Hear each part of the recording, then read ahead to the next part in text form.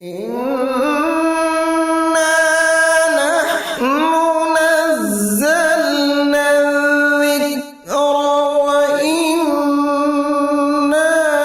له لحافظون.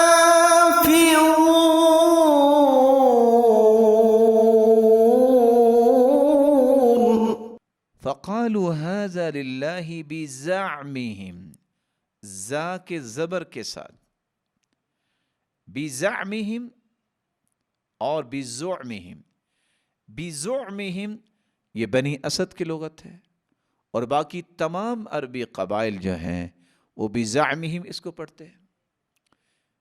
یہ آیت سورۃ الانعام میں ہے 136. پانچویں آیت جو بطور مثال میں آپ کے سامنے پیش کرنا چاہوں گا، سورۃ لقمان میں آیت کا نمبر ہے 18. وَلَا تُصَعِّرْ خَدَّكَ لِلنَّاسِ وَلَا تَمْشِ فِي الْأَرْضِ مَرَحًا إِنَّ اللَّهَ لَا يُحِبُّ كُلَّ مُخْتَالٍ فَخُورٍ. وَلَا تُصَعِّرْ خَدَّكَ لِلنَّاسِ، یہ بنی تمیم کی لغت ہے، اور یہ بھی قرأت ہے وَلَا تُصَعِّرْ خَدَّكَ لِلنَّاسِ، یہ لغت حجاز ہے. تو ہم بات یہ کر رہے تھے کہ قرآن مجید میں جو کلمات کے پڑھنے کے اختلاف ہے، یہ تو لغات کا ہوگا یا زیادہ لہجات کا ہوگا. لہجات کیا ہے؟ آپ آج بھی اردو زبان کو سنتے ہیں، کوئی کہہ رہا ہوتا ہے میرے بھائی، کوئی کہہ رہا ہوتا ہے میڈے بھیرا، معنی ایک ہی ہے. آپ کا کیا حال ہے؟ تو ہاڈا مڑ کے حال ہے. یہ انداز جو ہے یہ عربوں کے یہاں بھی مختلف تھی. آج آپ دکن سے لے کے لاہور تک کا سفر کریں، حیدرآباد اور دکن لاہور میں اردو بولنے والے ہیں، اور کراچی میں بھی اردو بولنے والے ہیں، اور آپ کو ایک ہی لفظ کو مختلف ادائیگیاں ملیں گی. اسی لیے قرآن مجید کے یہ جو لہجات ہیں، یہ جہاں اللہ کے رسول صلی اللہ علیہ وسلم سے ثابت ہے وہاں انتہائی لذیذ بھی ہیں. وَالضُّحَىٰ وَالضُّحَىٰ وَالضُّحَىٰ وَاللَّيْلِ إِذَا سَجَىٰ وَاللَّيْلِ إِذَا سَجَىٰ وَاللَّيْلِ إِذَا سَجَىٰ مَا وَدَّعَكَ رَبُّكَ وَمَا قَلَىٰ وَمَا قَلَىٰ وَمَا قَلَىٰ وَلَلْآخِرَةُ خَيْرٌ لَكَ مِنَ الْأُولَىٰ وَلَلْآخِرَةُ خَيْرٌ لَكَ مِنَ الْأُولَىٰ وَلَلْآخِرَةُ خَيْرٌ لَكَ مِنَ الْأُولَىٰ وَلَلْآخِرَةُ خَيْرٌ لَكَ مِنَ الْأُولَىٰ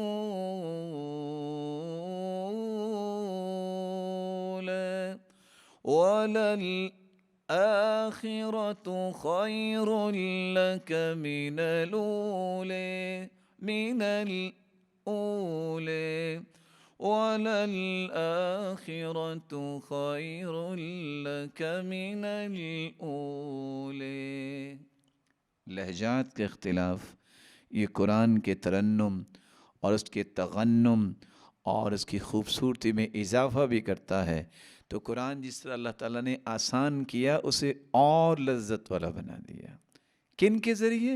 ان حروف، ان لہجات اور ان قراءات کی وجہ سے. اور بعض دفعہ کسی کلمے کے اختلاف اس میں وجوہ کا اختلاف ہوتا ہے. قرآن مجید کی آیت ہے وَاتَّقُوا اللَّهَ الَّذِي تَسَاءَلُونَ بِهِ وَالْأَرْحَامَ إِنَّ اللَّهَ كَانَ عَلَيْكُمْ رَقِيبًا. اس میں جو دوسری قرات ہے حمزہ کی قرات وہ کیسے ہے؟ وَاتَّقُوا اللَّهَ الَّذِي تَسَاءَلُونَ بِهِ وَالْأَرْحَامِ، والارحام میں امام حمزہ والارحامی پڑھتے ہیں۔ اب سوال یہ ہے کہ انہوں نے ارحامی پڑھا ہے، باقی قراء نے ارحامہ پڑھا ہے، تو یہ کیوں پڑھا ہے؟ واتقوا اللہ، اور اللہ سے ڈر جائیے، الذی تساءلون بہ، جس کے ذریعے تم واسطہ دیتے ہو، والارحام، اور رشتہ داریوں کو توڑنے سے بھی ڈر جائیے۔ تو والارحام جنہوں نے پڑھا انہوں نے لفظ جلالہ پر عطف کرتے ہوئے پڑھ لیا،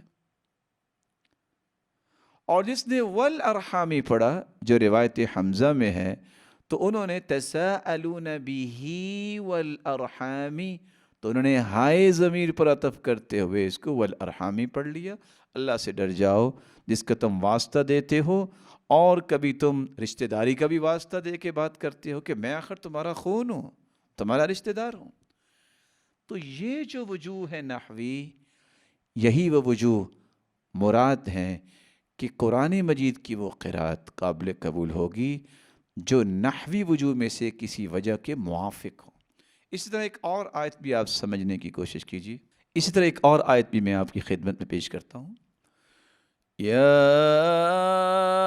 ایھا الذین آمنوا اذا قمتم الی الصلاة فاغسلوا وجوهكم وأيديكم إلى المرافق وامسحوا برؤوسكم وأرجلكم إلى الكعبين۔ ایمان والو، جب تم نماز کے لیے کھڑے ہونے لگو تو تم اپنے چہروں کو بھی دھو لیا کرو، اپنے ہاتھوں کو بھی کونیوں تک دھو لیا کرو، اور اپنے سروں کا مسح کر لیا کرو، وَأَرْجُلَكُمْ، اور اپنے پاؤں کو بھی دھو لیا کرو۔ تو جن لوگوں نے وَأَرْجُلَكُمْ پڑھا انہوں نے فَاغْسِلُوا وُجُوهَكُمْ اس پر عطف کر دیا کہ چہروں کو دھونا ہے، ہاتھوں کو دھونا ہے تو پاؤں کو بھی دھونا ہے۔ اور یہ روایت امام نافع کی ہے، اور امام ابن عامر کی ہے، امام حفص اور امام کسائی اور یعقوب کی ہے۔ اور جن لوگوں نے وَأَرْجُلِكُمْ پڑھا ہے، جو امام ابن کثیر ہیں، ابو عمر بصری ہیں، امام شعبہ ہیں، امام حمزہ اور ابو جعفر اور خلف العاشر ہیں، انہوں نے وَأَرْجُلِكُمْ کیوں پڑھ دیا؟ اس لیے پڑھا کہ فَاغْسِلُوا وُجُوهَكُمْ وَأَيْدِيَكُمْ إِلَى الْمَرَافِقِ وَامْسَحُوا بِرُؤُوسِكُمْ وَأَرْجُلِكُمْ۔ جب تم نماز کے لیے کھڑے ہو جاؤ تو چہرے اور ہاتھوں کو کونیوں تک دھو لیا کرو، اور سروں کا مسح کیا کرو اور پاؤں کا مسح۔ جب آپ نے جرابیں پہنی ہیں، جب آپ نے موزے پہنے ہیں تو آپ کیا کریں گے؟ تو مسح کی قرات بھی آ گئی، اور مسح سے مراد دھونا بھی ہے۔ تو انہوں نے برؤوسکم پر عطف کرتے ہوئے وہ ارجلکم پڑھ لیا۔ تو خلاصہ یہ نکلا کہ مقبول قرات کی دوسری بنیادی شرط یہ ہے کہ وہ عربی زبان کے موافق ہو، جس کے لیے پڑھنے والوں کو عربی زبان میں مہارت حاصل کرنی چاہیے۔ اور کیوں کرنی چاہیے؟ امام ابو الحسن حصری کی بات یاد رکھنے والی ہے، وہ کہا کرتے تھے لَقَدْ يَدَّعِي عِلْمَ الْقِرَاءَاتِ مَعْشَرُ وَبَاعُهُمْ فِي النَّحْوِ أَقْصَرُ مِنْ شِبْرِ فَإِنْ قِيلَ مَا إِعْرَابُ هَذَا وَوَجْهُهُ رَأَيْتَ طَوِيلَ الْبَاعِ يَقْصُرُ عَنْ فِطْرِ۔ کتنے لوگ علم قرات پڑھنے کا دعویٰ تو کرتے ہیں، لیکن نحو کو جاننے میں ان کی حالت یہ ہے، ان کا بازو جو ہے وہ ایک بالش سے بھی چھوٹا نظر آتا ہے۔ فَإِنْ قِيلَ مَا إِعْرَابُ هَذَا وَوَجْهُهُ، اگر ان سے پوچھ لیا جائے نا، اچھا یہ اعراب کیوں ہے، ارجلکم کیوں ہے، ارجلکم کیوں ہے، رأیت طویل الباع یقصر عن فطری، بہت لمبے چوڑے دعویٰ کرنے والا اس کا بازو حالانکہ تو بہت لمبا ہوتا ہے لیکن اس کا بازو صرف اتنا ہوتا ہے، فطر اس کو کہتے ہیں۔ اسی ابو القاسم حزلی ابو بکر بن مجاہد سے نقل کرتے ہیں، لا تغتروا بكل مقرئ اذا الناس على طبقات، کسی بھی پڑھانے والے سے دھوکہ نہیں کھانا چاہیے۔ لوگوں میں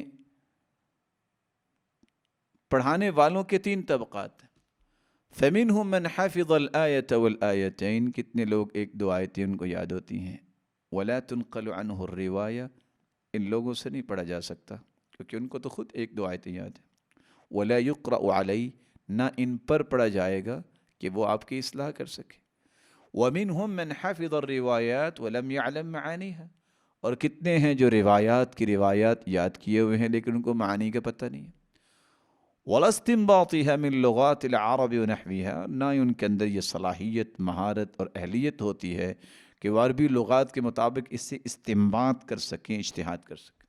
لا تؤخذ عنہ، ان سے بھی قرآن نہیں سیکھا جائے گا، لأنه ربما يصحف، کیونکہ ہو سکتا ہے بس اوقات یہ ایسی بات کہہ دے جو صحیح نہیں ہے، تصحیف کر دے، غلط کہہ دے۔ ومنهم من علم العربية ولا يتبع الأثر والمشائخ في القراءة، اور کچھ ایسے بھی ہیں جو عربی میں بڑے ماہر ہوتے ہیں لیکن وہ آثار کی اتباع ہی نہیں کرتے، نہ وہ مشائخ سے پڑھتے ہیں۔ ایسے لوگ بھی اس قابل نہیں ہیں کہ جو صرف سمجھے کہ میرے پاس عربی مہارت ہے تو میں قرآن پڑھا سکتا ہوں، نہیں، ان سے بھی روایت نہیں کی جائے گی۔ لأنه بما حسنت له العربية حرفا ولم يقرأ به والرواية متبعة والقراءة سنة يأخذها الآخر عن الأول، ہو سکتا ہے وہ ایسی قرات پڑھائے جو عربی زبان میں تو اس کو اچھی لگی ہے لیکن وہ تواتر کے ساتھ ثابت نہیں ہے۔ جو روایت اس نے اپنے استاد سے پڑھی ہے، سنی ہے، وہی پڑھا سکتا ہے، کیونکہ قرات سنت ہے، ہر بعد میں آنے والا پہلے سے وہ اخذ کرتا ہے، پڑھتا ہے۔ وَمِنْهُمْ مَنْ فَهِمَ التِّلَاوَةَ وَعَلِمَ الرِّوَايَةَ وَأَخَذَ حَظًّا مِنَ الدِّرَايَةِ، اور بعض ایسے بھی ہیں جو تلاوت کی سمجھ بھی رکھتے ہیں، روایت کا علم بھی ہے اور درایت کا علم بھی ہے، نحو اور لغت کو بھی جانتا ہے، یہ وہ شخص ہے فَتُؤْخَذُ عَنْهُ الرِّوَايَةُ وَيُقْصَدُ لِلْقِرَاءَةِ، ایسے لوگوں سے علم قرات پڑھا جائے اور ایسے لوگوں کا قصد کیا جائے کہ میں نے ان لوگوں سے قرات کا علم سیکھنا ہے۔ وَلَيْسَ الشَّرْطُ أَن تَجْتَمِعَ فِيهِ جَمِيعُ الْعُلُومِ، اور یہ ضروری شرط کسی نے نہیں لگائی کہ جب تک تمام علوم کا ماہر نہ ہو تو اس سے قرات نہیں لی جائے گی۔ کیوں؟ اذا الشریعۃ واسعہ، شریعت بہت وسیع ہے، والعمر قصیر، اور عمر انسان کی بہت تھوڑی ہے، وفنون العلم کثیرہ، اور فنون جو علم کے ہیں وہ بہت زیادہ ہیں، ودواعیۃ قلیلہ، اور اس کے دواعی، اس کے اسباب بہت تھوڑے ہیں، ولوائق معلومہ، اور بہت ساری رکاوٹیں بھی ہوتی ہیں، تشغل کل فریق بما، یعنی ہر شخص اس کام کو پسند کرتا ہے جو اسے اچھا لگتا ہے۔ امام ابن الجزری رحمۃ اللہ علیہ نے یہاں خوبصورت بات لکھی ہے، فَحَسْبُكَ تَمَسُّكًا بِقَوْلِ هَذَا الْإِمَامِ الْمُقْرِئِ الَّذِي يُؤْخَذُ عَنْهُ وَيُقْصَدُ، کافی ہے تمہارے لیے ایسے امام اور مقری کو تھام لینا جس سے قرات اخذ کی جاتی ہے، جس کا ارادہ کیا جاتا ہے۔ وَلَا يَجُوزُ أَن يُقْرِيَ إِلَّا بِمَا قَرَأَ أَوْ سَمِعَ، اور مقری کے لیے بھی ضروری ہے کہ صرف وہ چیز پڑھائے جو اس نے سنی اپنے استاد سے یا پڑھی۔ فَإِن قَرَأَ الْحُرُوفَ الْمُخْتَلَفَ فِيهَا أَوْ سَمِعَهَا فلا خلاف في جواز إقراء القرآن العظيم بها بالشرط المتقدم، وهو أن يكون ذاكرا عالما بما يقرأ أو لا، فإن كان فسائغ جائز وإلا فحرام ممنوع۔ امام ابن جزری رحمۃ اللہ علیہ فرماتے ہیں، فإن قرأ الحروف المختلف فيها أو سمعها، اگر وہ ایسے حروف جن میں اختلاف ہے قراء کا وہ پڑھتا ہے جو اس نے سنے ہیں یا وہ سنتا ہے، فلا خلاف فی جواز اقراء القرآن العظیم بها، تو ایسے حروف جو اس نے خود سنے ہیں یا پڑھے ہیں وہ آگے پڑھانے کے قابل ہے، لیکن شرط وہی ہوگی کہ اس کو یاد ہو، ان حروف کو جانتا ہو جو اس نے پڑھا۔ اگر اس کو یاد نہیں ہے اور ان کے بارے میں علم نہیں ہے تو یہ اس کا پڑھانا حرمت اور ممانعت کے دائرے میں داخل ہو جائے گا۔ امام ابن الجزری رحمۃ اللہ علیہ کی بات کتنی خوبصورت ہے کہ جس نے قرآن پڑھانا ہے پہلے اسے خود پڑھنا ہوگا اور سننا ہوگا اپنے مشائخ سے، تب جا کے اس کی قرأت قابل قبول ہوگی اور وہ پڑھانے کے قابل ہوگا۔